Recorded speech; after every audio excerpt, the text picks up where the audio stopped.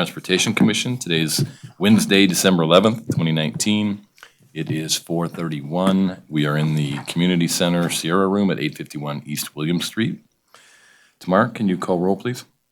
Chair Bodkowski. Here. Vice Chair Kimbrough. Here. Commissioner Bagwell. Here. Commissioner McQuarrie. Here. Commissioner Stedfield. Here. The quorum's present. Thank you. Are there any changes to the agenda tonight? No, Mr. Chair. Thank you. Any member of the commission want any changes to the agenda? No? Item number 3 on the agenda tonight, any disclosures? Will there be any disclosures from any members of the commission? I do have a disclosure on item 6B, which I will read into the record when that item comes up.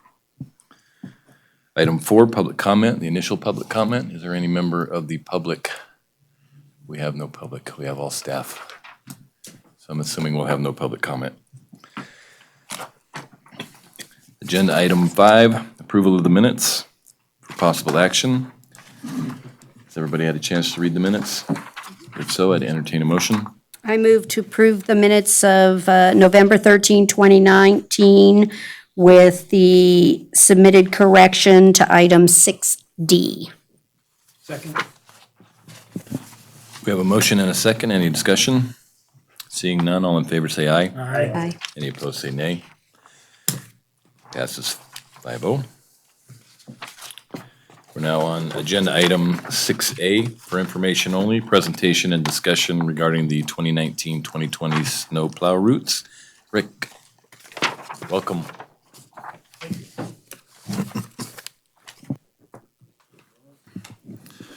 For the record, Rick Cooley, Operations Manager. Presenting to you guys tonight the snowplow route map. We made 3 small modifications this last year. See if I can point them out up there to you. So up in, oh, sorry, I was in the wrong part of the town. So up in it doesn't show up on the screen, does it?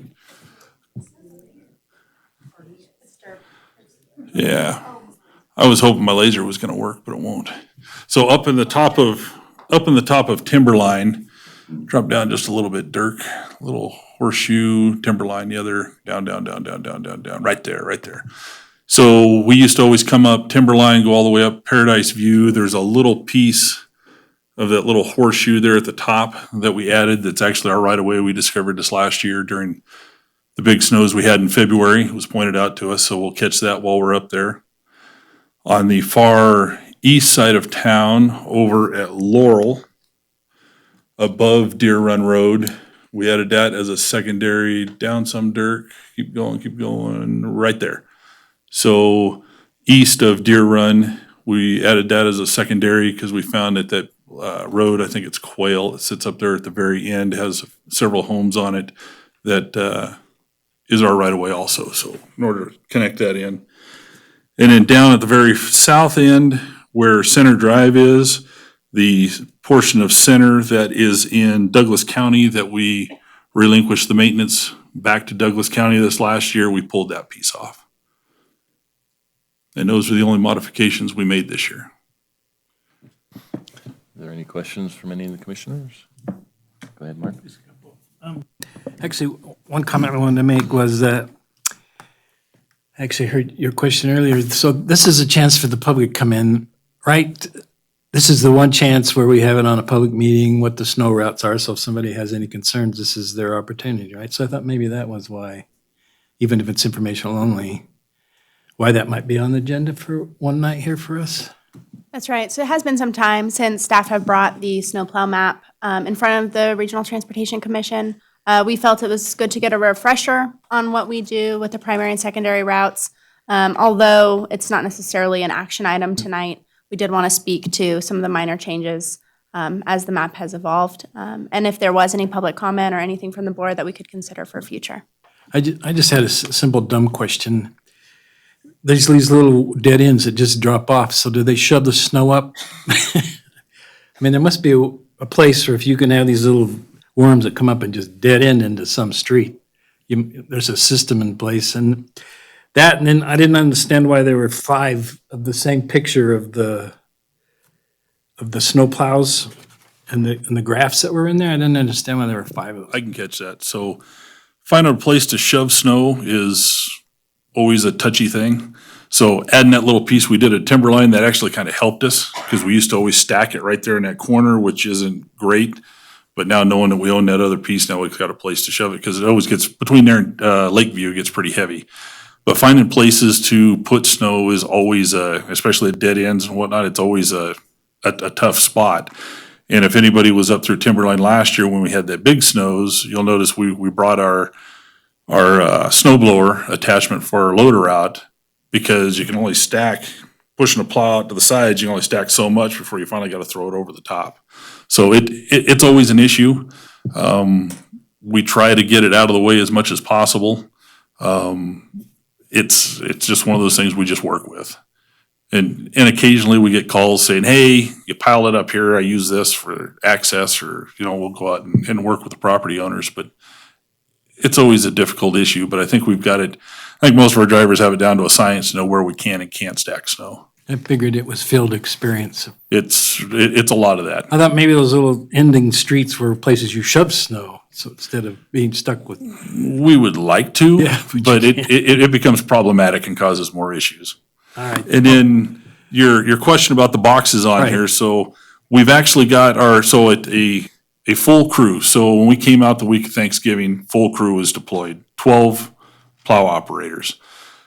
So we've got 5 groups. We've got obviously the 4 divisions, A, B, C, and D. Then we've got main group. Main group takes care of Carson Street and William.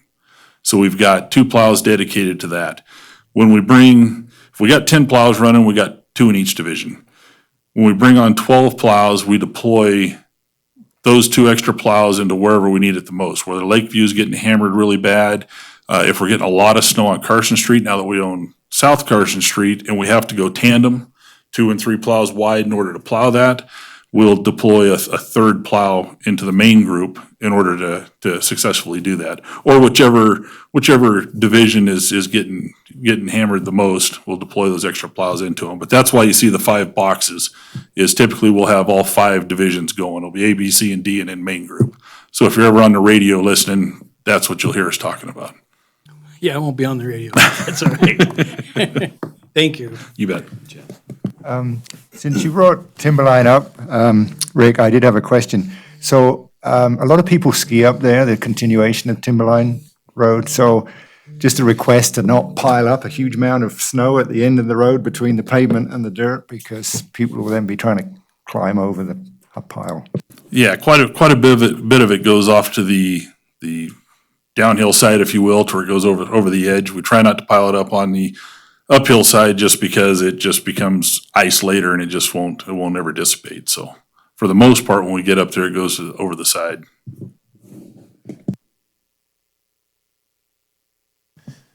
Got 2 simple ones. What are the purple areas? Those are private roads. Okay. And then the other question is, I noticed, and luckily my street's a red street, but it dead ends into Empire Ranch, which is green. Correct. I'm just kind of curious why that wouldn't be carried all the way through to 50.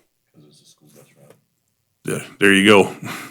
So our when we got our school bus routes, we pick up those quite a bit, and where they dive into a kind of newer, well-maintained, wider street, those will normally be a secondary because there's connectivity typically always through there in order to get them back to 50.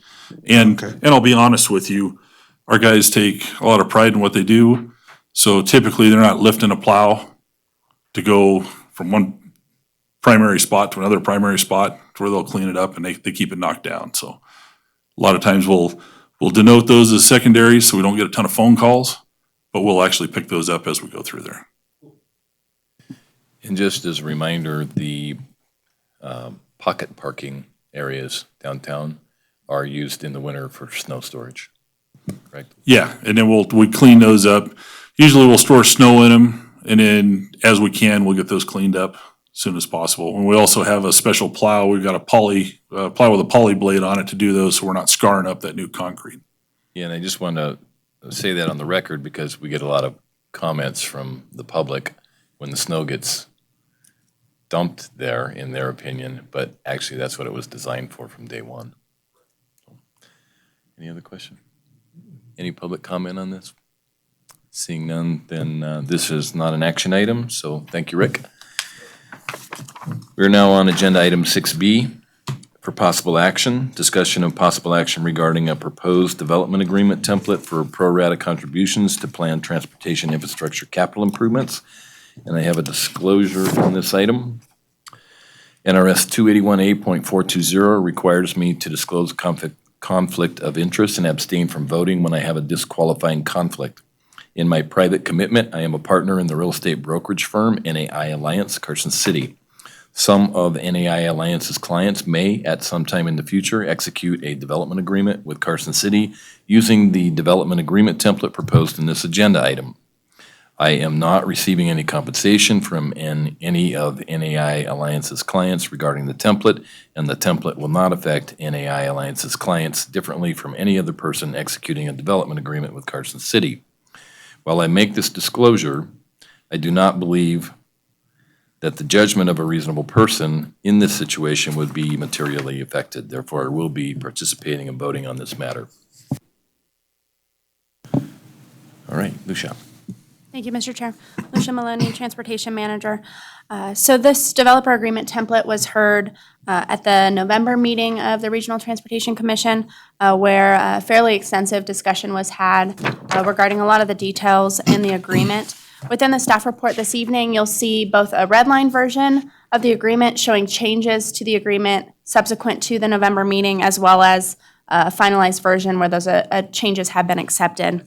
There was a fair bit of discussion last month regarding the details within the agreement. You know, when staff first brought this forward, we had specifically envisioned for it to be related to the signal at Appian and South Carson. After further discussion and a lot of good feedback from the board, it was decided that, or staff received direction that some of those details could be stripped out of the template, and it could potentially be used for other projects in town as well, with the understanding that staff would execute that agreement in the same manner across those different projects. So you'll see many of the changes in the red line version relate to taking out language related to South Carson specifically, and some of those details. I did also, in response to some of the discussion last month, want to speak to and provide a little clarity on the methodology that staff are using to develop the pro rata contribution requirement. How we're working this methodology, how we developed it, and this was in consultation with both internal staff as well as discussions. Staff reached out to RTC Washoe on how they implemented their impact fee program. We also spoke with our on-call traffic engineering firm on what they've seen with how these kind of contributions are handled elsewhere. And through those discussions, we came up with a methodology where we said, okay, for this specific capital improvement, say for this example, we'll give the South Carson at Appian signal. We know that there's existing traffic there today. And if the city were to put in a signal there today, the city would bear 100% of those costs.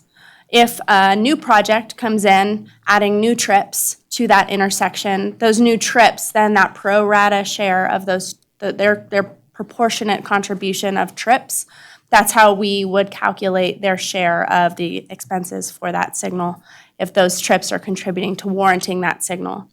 And so the way that we're calculating it is the staff receive a traffic impact study from a licensed engineer representing the developer. Staff review that traffic impact study, and we say, does this make sense? Are the assumptions reasonable?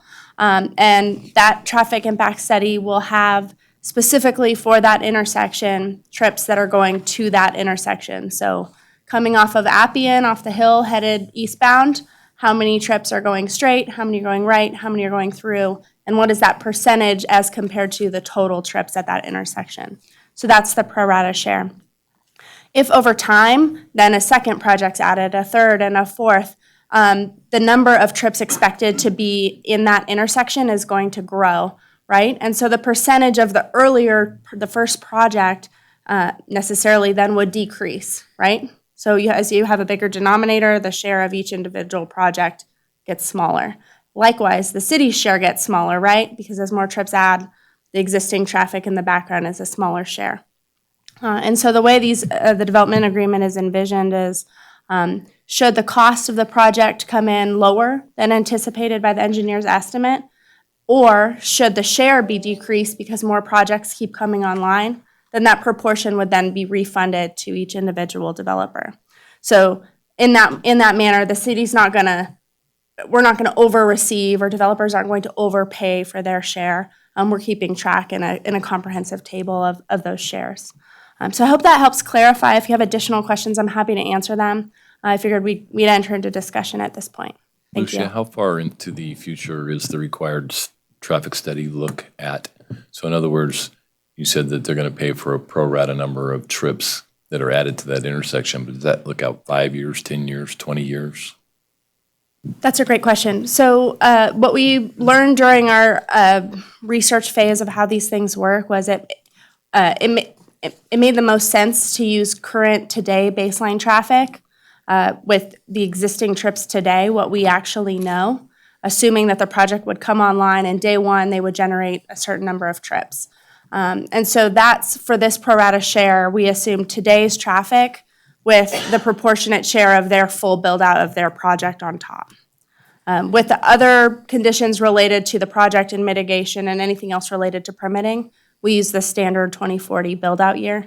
So just to clarify, because we're kind of getting into the weeds here, what you just said was that it's based on the full build out of their project, Their full build out. not on their projections today, because it isn't built yet, right? Right.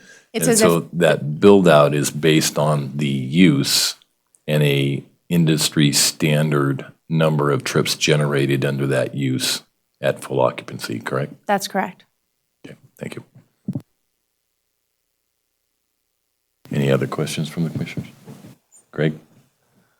I had a couple of things I just wanted to clarify. So on page 2 of 7, packet number 24, it talks about curb and gutter, off-street parking, overpass, sidewalk, stuff like that. So one thing that's not in there is a traffic signal. Should we have a catch-all for like any other improvements deemed necessary, or, you know what I'm saying?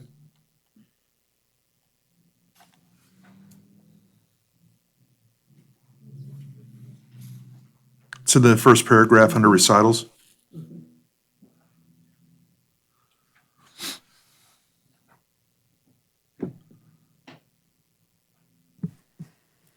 It doesn't say intersection projects. Right, Yeah, right. should maybe say intersection projects, It because that's what you're gonna do to fix traffic, is It it? could. I think staff were thinking that that would fall under street projects where streets intersect, but we certainly could make that change. This is Todd Reese, Deputy DA. That language came directly from section 6010 of the 6.010 of the Carson City Charter. So that's why it's phrased that the things that are listed there are simply any of the possible projects that were listed in that particular section that pertain to the jurisdiction of RTC. But I can certainly go back and look at it. The prior version of the agreement, I believe, said street projects, which was specifically for the intersection at that particular, in that particular So agreement. Todd, maybe the easiest solution is to just include the words, but not limited to, after including. So in the second line, it would say the Carson City Board of Supervisors may authorize local improvements, including, but not limited to, and then your red line changes. We can certainly add that.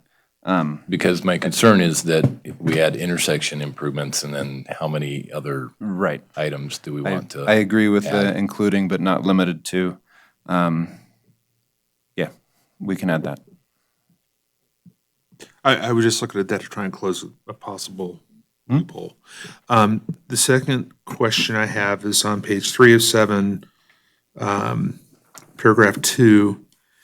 They talk about returning pro rata share. Now, if you guys collect funds and the project is not built ultimately, what is the sunset?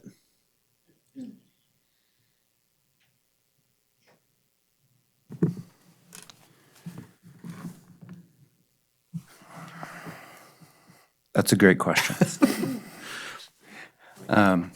So if I might, Todd, the reason that it's not in there is because in my previous experience, we generally had 10 years inserted into documents on a development agreement, and that is not a long enough period to have future projects built out and then become part of the development agreement and the reimbursements. Generally, these projects can take, 5 years to get entitled, and then they have to be built. So 10 years just was not a long enough period, and we couldn't come up with a number of years that we all felt was reasonable. So we left it out under the understanding that it would be negotiated within each individual development agreement.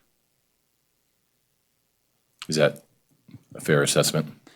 Okay. I see. That is a fair assessment. For the record, yes. I just got 3 heads shaking in the affirmative.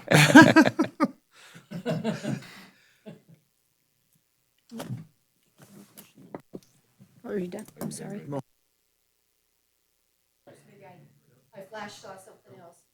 So let me understand that then correctly. This would be the template, but then you're saying that each individual project that comes into it would then negotiate its own 9 years, 10 years, 15 years, 20 years? Wouldn't we, just a thought process on this, wouldn't you let significantly enough build out and then make the decision whether we're going to actually build it? And then this body, RTC, could say, no, we're not going to put a light in, so close out the project account and give everybody back their money. Isn't that a better, I think bring it back before us? the thought process was that it really depends on the complexity and cost of the overall project. So in other words, putting in a freeway overpass is a much different conversation than putting in a traffic light, which is different than striping an additional deceleration lane. So it really depends on what the improvements are, what the cost is, and what the complexity is. But I just want to make sure that everybody that is, 4 projects potentially, 2 are already slated and building and put their money in, the other 2 haven't developed yet, but there's still 2 vacant parcels that are might take 20 years for those other 2 to get picked up and put in a project. So I'm just trying to see if I'm missing any link, and I don't want to give the 2, and you say, well, that's a small enough project, so they get 10 years? So we let them go, and then the other 2 come and... I don't think it's specific to an individual developer. It's based on the project. So if there are however many vacant parcels in a certain area that are going to contribute to an intersection, we're looking at the cost of the improvements to that intersection. Anybody that signs on to a development agreement for those improvements is going to have that same window of time, whether it's 10 years, 15 years, 20 years, but that clock is going to start ticking at the execution of the first development agreement. Well, I guess that's what my actual question is. That doesn't work for me. If I think about that, and there's 4, just keep it easy, there's 4 parcels, and you guys decide, okay, it's 10 years, and you start it with parcel number 1, and the 10-year mark starts, but parcel 2 and 3 don't even come in to develop anything for 9 years, 10 years. How does that work? Well, I'm missing something. so the clock starts when the first development agreement for that project is executed because they have to have that end date. So the way a development agreement works is, here's your agreement for this project. Anybody that comes into this and contributes during this window that's been negotiated in this development agreement, it's on a reimbursement basis. So it can't extend beyond that first negotiated window because that's the end of the agreement. If you had multiple agreements, development agreements for the same project that all had different ending dates, I'm not sure. I mean, Asking, how do you Todd and figure out Darren, I the mean, you ending can- date? That's what I'm trying to, how do you get to the ending date? How do you know the answer with project number 1? How do you know it's 10 years, 20? Again, it depends on How the do you know? complexity and the cost of the overall improvements. So if it's a small project, it's going to have a short window, right? Like if, again, going back to the example I used, if it's striping lanes, that's going to be done pretty Easily. quickly, right? If it's a longer build-out period for the project, then maybe you're going to have a longer window on the development agreement because that project's probably going to cost a lot more too. I'm not convinced. I get what you're saying. I'm let not me- convinced procedurally. Let me jump in a little bit. As written, the agreement doesn't have an ending date.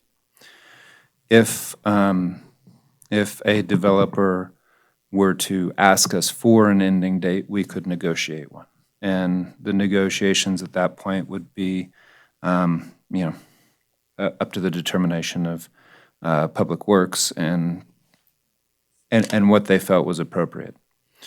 If the agreement is entered into and does not have an ending date, then there will either be two outcomes.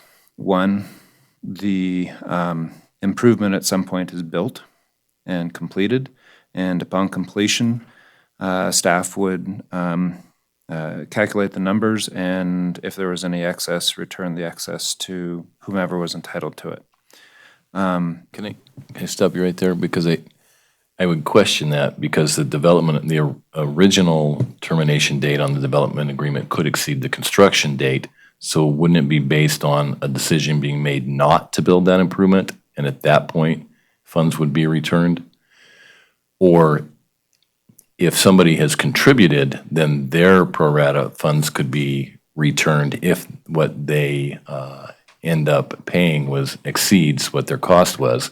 But there could be additional time that an adjacent property owner might build and still be bound by that development agreement. So you have two parcels side by side. Parcel A gets built out, they pay their contribution. 2 years later, the improvements are built. That doesn't end the development agreement at that point if say there was a 15-year time frame for reimbursement built into that agreement. So parcel B builds 10 years down the road.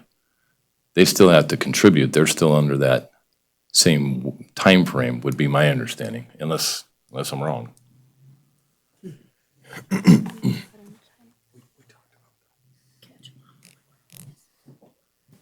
Darren Schultz for the record.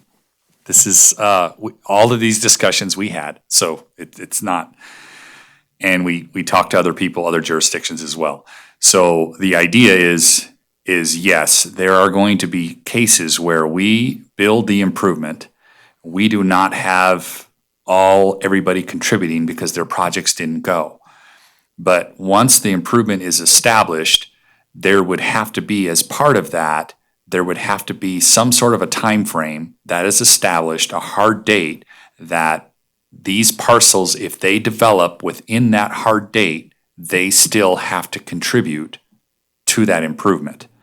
But it can't just be open-ended where we build it and then anybody that comes in the next 50 years, they have to pay it. So we would establish once whatever gets done, whatever improvement is made, once that's done, at that point, a date would be established that anybody remaining that comes in and wants to build would have to contribute to that project. So I don't know what that date is, and I think that's the discussion is it depends on the scope of the project, what it is we're trying to build and what's appropriate, to come in. It may also depend on, do we have 9 out of the 10 parcels all contributed, or do we have 2 out of 10 parcels that contributed? I think those factors would have to go into that, that hard date, but then that's official. It can't be extended or moved around so that developers know what they're on the hook for.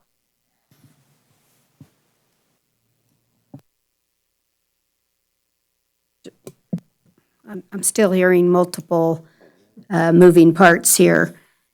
Your suggestion, unless I misunderstood what you said, is you would start the date from when the project is actually constructed and say, okay, we're going to track this 10 years.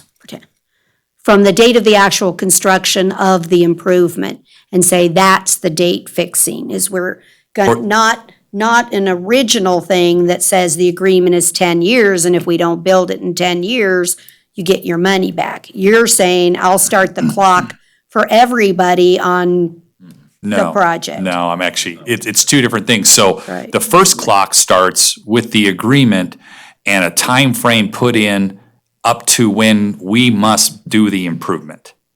That's the first clock that starts. Then, when the improvement is done, a new clock starts for any remaining parcels that have not developed, that have not contributed to this yet. A new clock will start to include them or to not include them, depending on when they develop. But your original question is that original time frame. It is not in this agreement. And we talked long and hard about that as to, but we don't know what it is because it varies for every project. And so we can't commit to that because there's too many moving parts to what that time frame could be or should be. And that's why we left it out. Well, then I guess my question's going to stem a little bit differently. We're trying to grant you as Public Works an authority that would not come back to this RTC board. So I'm just going to say right now that I'm not comfortable with that much authority, that I don't get to see the fruits of the first rounds, at least until we maybe work out some of the kinks, or look to say, because that's telling me, you might say this is a striping project, okay, we're gonna give it a year. Well, we don't know that up here. And I'm not gonna be able to see that you gave property number one this answer, where I just think that I'm giving you too much authority, because we're not gonna have anything solid. I'm not gonna be able to see that project, intersection number one is a $2 million project. We're not even gonna know any of that information. We're gonna have nothing. And we're not gonna know that there's a deadline of 10 years on that project, or 20 years. We're not gonna have any information coming back here at all, because you'll have 100% of the authority if we approve this tonight, correct? What you're saying is correct.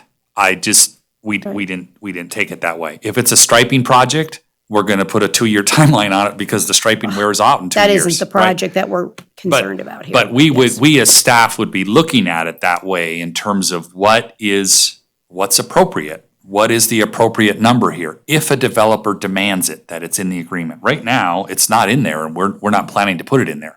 But if a developer, demands it, we would have to sit down and say, what is that appropriate number? And we were gonna do that at staff level, but that's totally up to you if you. So what Darren described is what I would expect to see in the industry, where prior to construction of the improvements, we may know the estimated cost and figure out the pro rata contributions, but it's really hard to set a date. Once the improvements are constructed, then we have a hard and fast date that any subsequent property owner that developed would have to abide by. In the past, that was 10 years, and 10 years is not long enough. I would like to see it be 20 or 25 years, which would make more sense in the development world. And that's really what I was getting at, was I think that date upon completion of the construction improvements, that we need to have an understanding of what that time frame is going to be. Otherwise, when that date ends, when it was 10 years, and that wasn't long enough for properties to be developed, then the city got stuck with the whole bill, basically. And then other developers came in later, got to construct their projects and not have to contribute. And that's what we're trying to avoid here. So if we could go with a 20 or 25-year period, then I would be satisfied with that. As far as granting authority, again, I think what the system that we're developing here, we're trying to streamline the process, and what I see here is, again, exactly what I would expect to see on the development side of issues. This is what developers are going to expect to see. This is probably going to be agreeable, subject to working out the minutia, the small details of the agreement. So generally speaking, I think that I'm seeing what I expect to see here.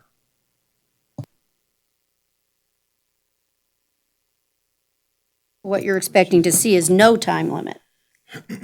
which is what this is, which I'm comfortable with. Pre-construction.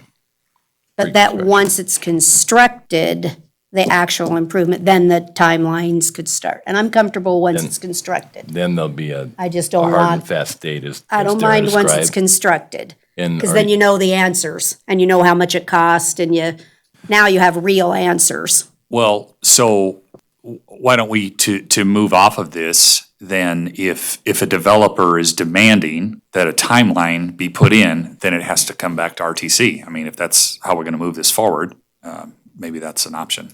I'll leave it up to you. Template, And or it- come back here. And are you comfortable with 20 or 25 years on a development agreement after construction? After construction by, putting them on the hook. I like the longer time frame because, as recessions and economy fluctuates, yeah, it's really hard and it's not fair to those first developers. That sweet spot of what it is, I think we're definitely in the ballpark. It shouldn't be less than 20, but to go over 20, it's, you've got to, I don't think that we're going to struggle with that. You okay with 25 years? Sounds good. It's okay by me. If nobody has an objection here. Chaz, No, but that wouldn't be added to turn your this. mic on. No. You want to add that to the agreement? No, okay, that's, It's more of a staff Yeah, direction, I'm fine with that. as is bringing back these development agreements if a developer insists on a termination date in the actual developer agreement. No, I'm fine with that. Right. So, Mr. DA, are we okay with those two staff directives? I believe that we are, yes. And to clarify, the directive as it would apply to this agreement is simply that if a developer demanded that a time frame be put into this agreement, it would have to come back to the RTC board for approval. And staff would not have the authority to sign off on that on their own. As to the 25-year time frame, or 20 or 25-year time frame post-construction, that's not really, I don't believe that was where this agreement was directed. No, that's a separate development agreement. Right, so that would be applicable to a separate, something else that we'd have to bring before the board. Well, and I just want to make sure that there's nothing in statute that would prevent us going out 25 years. I don't know of anything off the top of my head, but I haven't looked at that, so I will look at that. Yeah, just before we write it up, then we should double check and make sure that 25 years is okay. Absolutely. Any questions? Greg, you look like you have a question. I had one more thing. This is just a typo thing on page 407.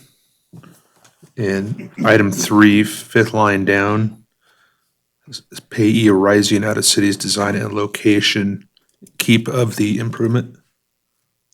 Because it got struck.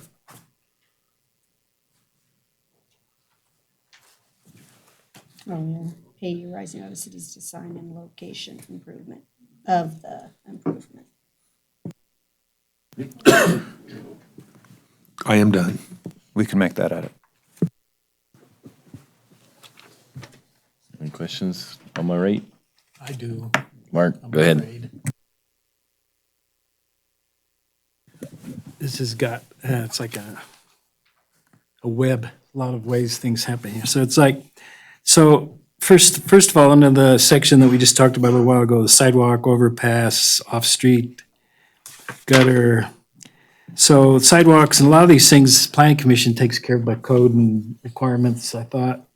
So, but what we're really focusing on, I guess, is street projects, which would, to me, include overpasses and underpasses, but we're not focusing on paved gutters or parking projects or any of those things. Are we kind of focusing, because we're doing a traffic study, we're not doing a PED study. Todd said that this language came from sections. Right, I understood that part, but all we're really worried about is the street proposals, I guess, is the only thing that was defined in The specific improvements will be listed on the front page under the basis for determining pro rata share. That's where the improvements will be identified. Right, I understand that part. Okay. But it says, to me, it seems like we could ask them for curb and gutters, we could ask them for parking, we can ask them for all of that. Even though the planning commission may not have made that requirement, Public Works could make that requirement. Yeah, Darren or Lucia. We probably could. What we talked about at the staff level was, the general conditions for mitigation of a project, if they needed parking or if they needed curb and gutter, those would be included as part of the permitting process. Right. Really what we're talking about with this pro rata agreement is capital project for transportation. And although there's nothing in my mind that, I don't have an example, but most likely the projects would be the projects that are listed in the regional transportation plan, right? So those are the capital projects that are going to come before you all as CAMPO and as RTC as we put those big projects into the plan. So Maverick was a curb gutter right-of-way project, so that would fall under curb and gutter. It could, as part of the associated improvements with the project. It would So the include those. planning commission didn't do it, you require, okay. So long as that's, okay, now I understand, you can keep that in there for that, but the only thing you said that they use as a tool is a traffic study, which wouldn't implicate parking or curbs or gutters to me, but maybe it does that. I'm not knowing all the elements of a traffic study. I thought it was just how many trips were generated. Which leaves out PEDs and other factors for curb and gutter or sidewalks to me, but that's why I said, this is a unique contract for me. So, because we're talking about transportation infrastructure or transportation improvement, to me, that's all hardscape, traffic lights or elements, underpasses, overpasses, strong traffic movement kind of things versus a curb or a gutter or a parking space. So if I could piggyback on that, what I'm hearing Mark ask is the planning commission would condition a project for trails, multi-use paths, things of that nature. What this development agreement might do is address any capital improvements to those existing improvements, the multi-use path or the trail that are specific to a project's impacts. Is that correct? That's correct. And the traffic impact study may include, although it's typically vehicles, could absolutely include multimodal impacts or demand on the system. So is there a template for that then so that we make sure that that's covered, I guess, when we go out for development? Go out. The way I read it, I think that would fall under here because we would see those impacts in the traffic study of, are they a couple blocks from a school and they're, generating, it's a family housing unit development and they're going to be using the extension of the multi-use path off of Roop that we've talked about in the past. And that path extension from Roop to Carson is in the regional transportation plan. We could certainly use this agreement for pro rata contributions to a project like that. So the traffic study, you can actually discuss elements with them before you have them do that, I guess, when they come into your shop, when they're doing their pre-planning. That's right. Yep. Our staff scope with the developers. Okay, that helps clarify that. So I went down a little farther down the page and it says, whereas the owner has agreed, I would just say will. I don't know if they're going to agree or not all the time, but I thought you'd just have a stronger word there that they will, whether they agree or not, I guess. But if they don't agree, does that mean they don't have to sign the contract? Means they don't get their project. Yeah, well, that's true. So you're suggesting take the Word. words has agreed and change it to Will, agreed, owner agreed to contribute. or just will. So you're just deleting But Just delete that's nitpicking, but I think that has. just, when I read that, I thought, well, if I don't agree, Then I don't sign it. I don't sign the agreement. Okay, but under to protest. get to what you're going at, we would just be deleting the word has. Right, that's it. That's fine. And you don't need to do that. It's just, as long as I'm clear of the fact that we don't always have support. So a development is the word that we're looking for, an agreement for any development. So is that a change of use too? So like Fandango comes in, they have to do a development. The change of use could dramatically change traffic. So that's covered by any development, I would guess, by the term. Yes. Okay. Because in it says by the applicable engineering study. So what we want is a traffic engineering study, right? Rather than engineering study, or does that cover everything?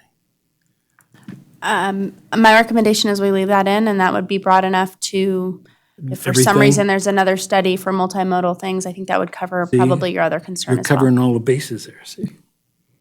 So the only thing to me was, the only other question I had was if you have 4 lots sitting down there, the first one's the Chick-fil-A with 8 million cars coming in, and the next one is an office for 2 people to work there all day. So their vehicle miles might be 6 cars a day or something. So that piece of pie can be a lot smaller in the future than what you might anticipate. So they're not all going to be 4 Chick-fil-A's, and you won't know that for 10 or 15 years or so. So that it doesn't, if they're coming in with just offices, they don't have to pay as much as the other lots because it's all by vehicle miles initiated.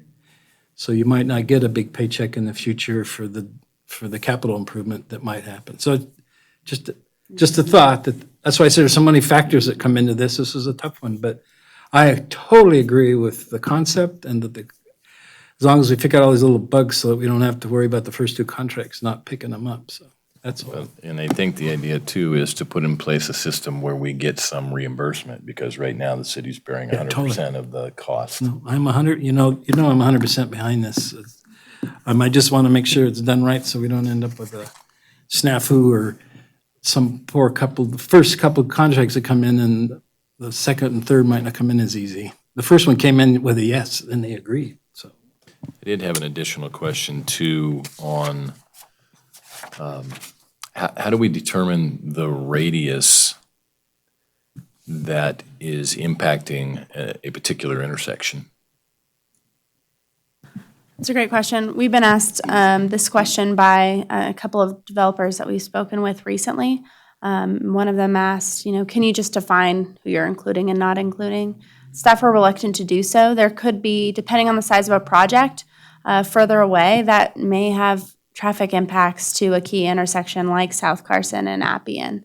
And so staff were looking for the flexibility to include any project that has impacts. That said, although some traffic engineer could probably go into his micro simulation model and track where the cars are going from North Carson at College all the way down, realistically, we're talking, for each project, half mile, a mile in each direction is most likely what's going to trigger the impact that we're going to see here for these agreements. The reason that I asked the question is based on Darren's comments about post-construction. We're going to have a development agreement that has a hard date, 25 years, but that's applicable to what parcels? That also has to be determined at that time, at the time of construction. So that's really what my question is, how are we going to determine that? Darren Schultz for the record. I think that's going to be the next agreement that comes to you is when we build one of these and then we have to start that next phase, we will have another agreement that comes at post-construction and we'll have to address all of that. And I don't think we have it all answered in our mind, but we'll be thinking about it. But there could be a cutoff at their traffic study if they put a new in and out up on the hill and their traffic study shows that they're going to contribute, such a number of cars to this improvement that we put in, then the agreement, somehow we would have to qualify that in the agreement to make sure that it's hard and fast. We can't just grab everybody all around the city.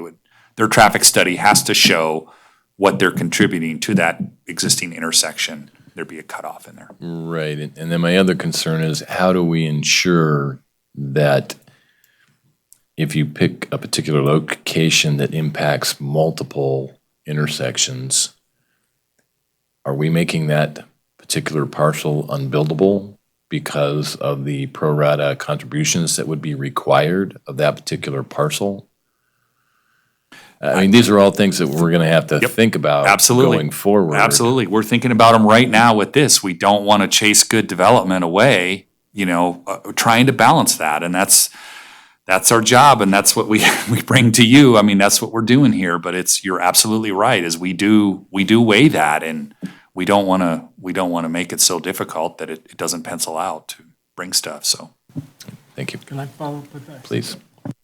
So that puts you on the scope for the annual look at the master plan in Carson City. So if somebody's coming in and wants to change zoning or for his new establishment, which could be a big business, but generate a lot of traffic, you guys have got to stay on top of that. Absolutely, Because it absolutely. doesn't screw For up the sure, rest. So for sure. it puts you into a much different role than to move this forward, but the reward is huge. It's to keep the infrastructure ahead of the game, or at least with the game instead of way behind, and then we'll never catch up. That's the idea. So this is great. It's just, it's going to be fun to watch this for the first few years, see how it rolls out, and have all the attorneys testing every little word that's in the contract. Well, we've got the best attorney, but we're working this as we bring it. I mean, we will be the first to admit that this one is not perfect, but we will continue to modify it and get it to where it should be.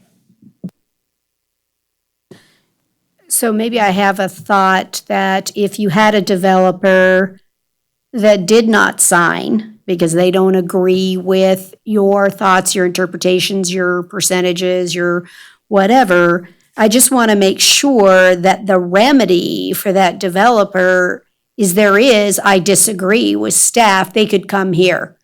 So I just want to put that on the record, that the question is, what if, I want my project so bad, but really 100,000 isn't fair, I should only have to pay 50 because I'm only going to go 2 blocks, not 5 blocks.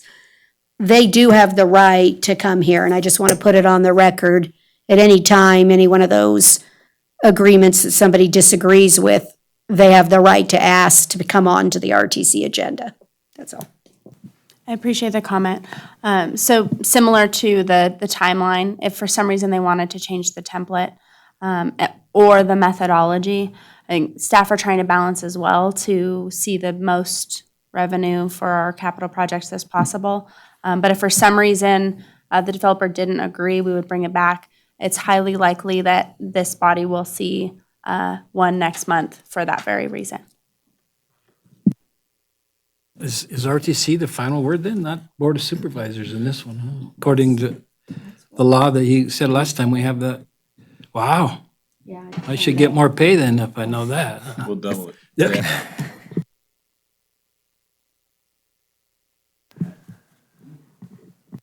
Any additional questions or concerns from any of the commissioners?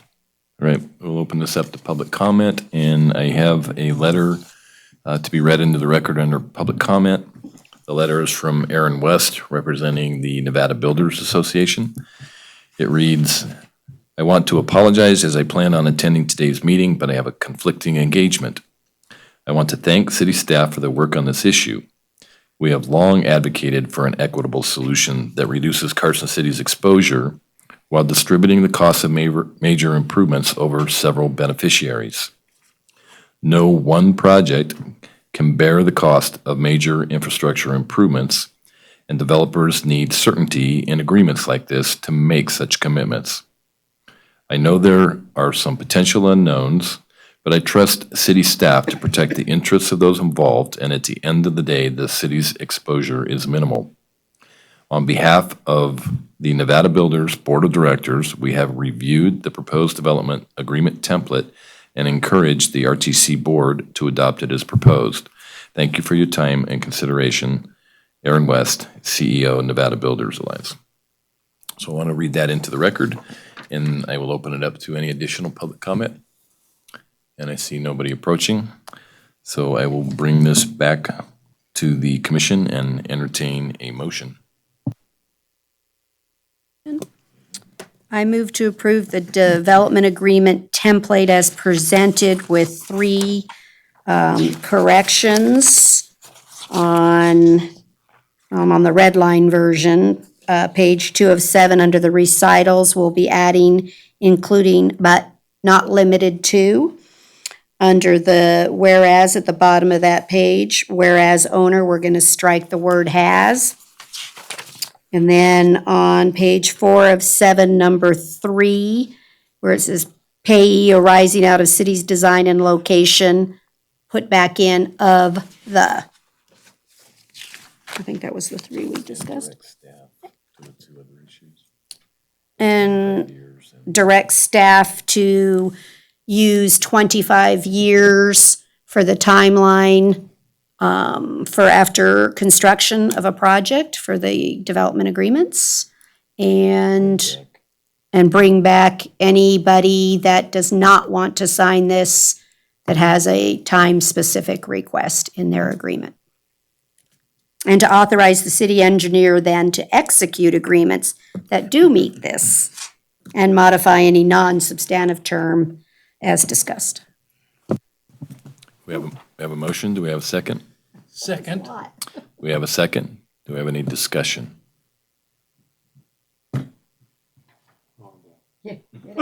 All right, seeing no discussion, all in favor say aye. Aye. Any opposed say nay.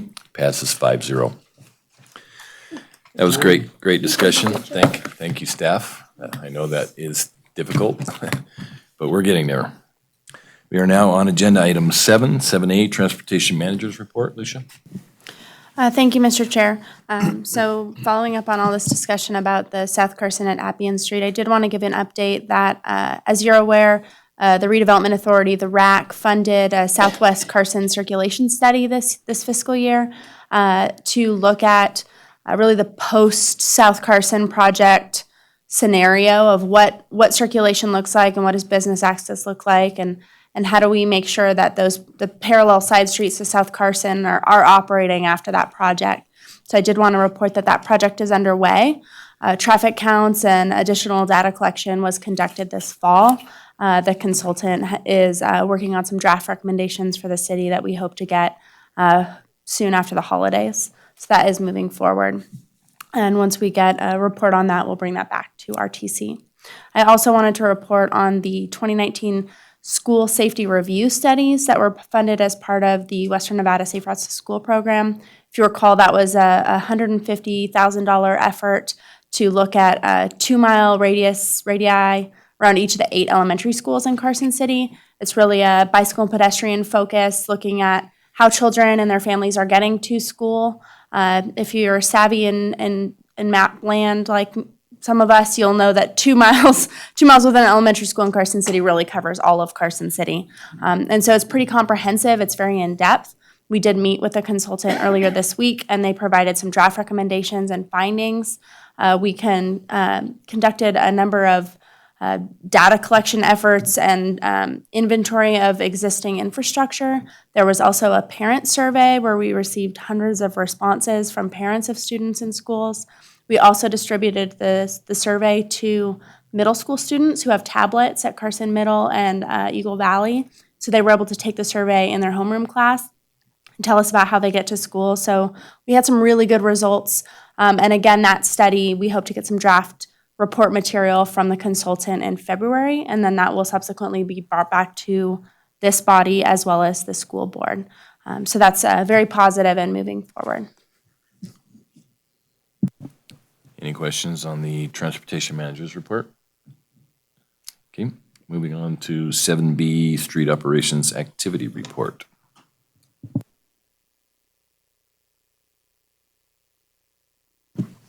Thank you, Mr. Chair. So the Street Operations Activity Report is as of October of 2019. So this is that time of year where we're wrapping up our summer activities. You saw, really, this is like the big push of sidewalk and flat work, which you see in here. You did start seeing at the top of the report some crack seal operations. So as we start to get colder, you'll see more of that as the cracks get wider. That's really the opportune time where it's cold, but it's not covered in snow. So you'll see that in the report as well. Keeping our sweeping operations going as long as the weather holds. So you'll see some sweeping miles in there as well. Those are the big ticket items. I'm happy to answer any questions you might have. Any questions? Don't see any question.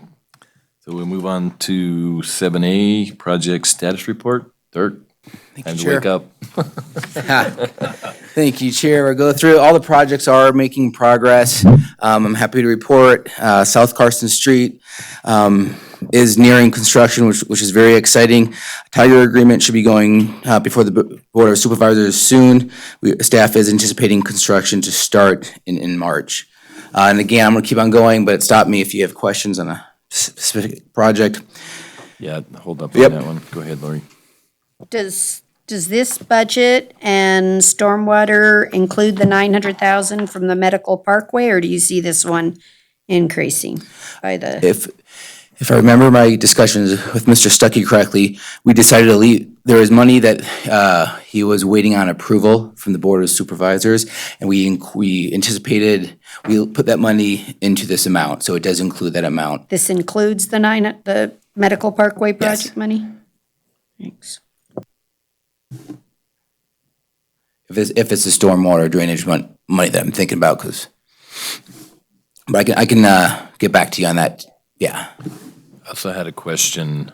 The 5.1 million from NDOT, that had a requirement that we start construction prior to January 1st, 2020, but yet construction is not scheduled until March of 2020. I want to make sure that we're in touch with NDOT and that they've signed off on that extension. We will be in the construction phase in calendar year 2019 as agreed upon. Great. Just want to make sure it's only $5.1 million. Don't want to miss.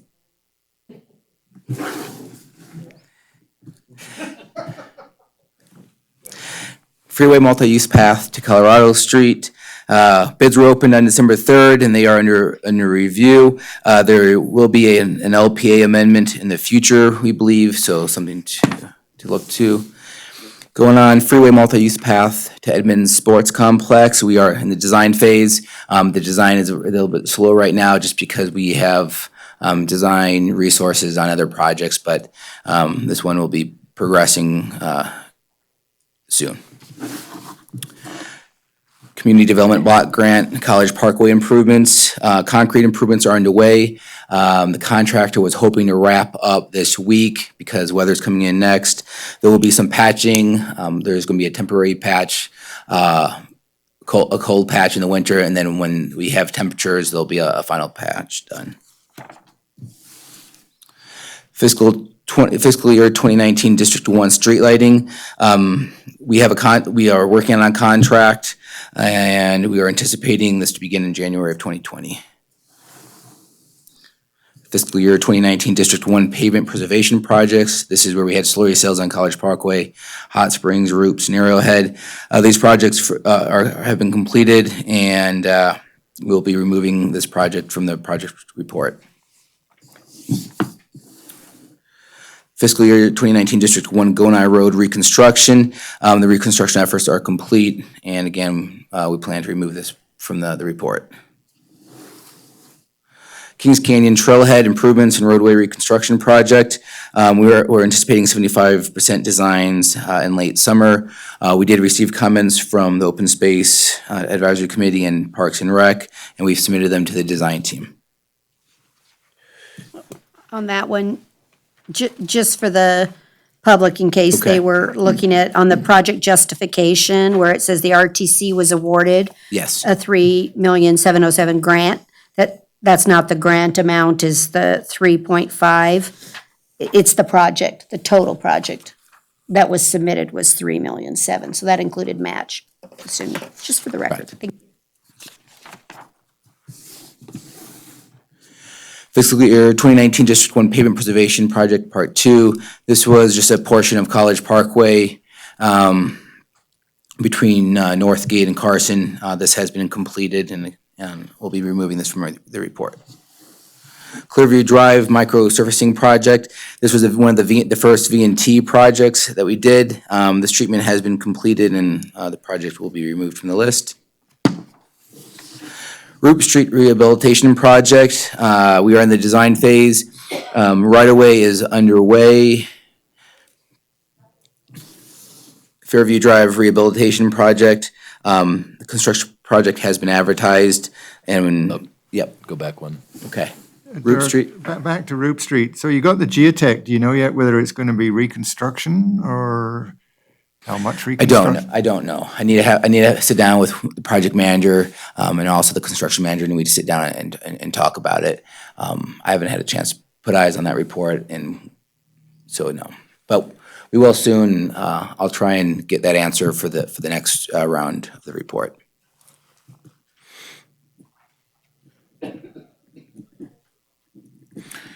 Next project is Fairview Drive Rehabilitation Project. Project's been advertised and will be opened in February. And then the last project is Airport Road Utility Replacement Project. This project has also been advertised, and bids will be opened in January. So that Dirk, if you can go back to fiscal year 2019 pavement preservation projects 1.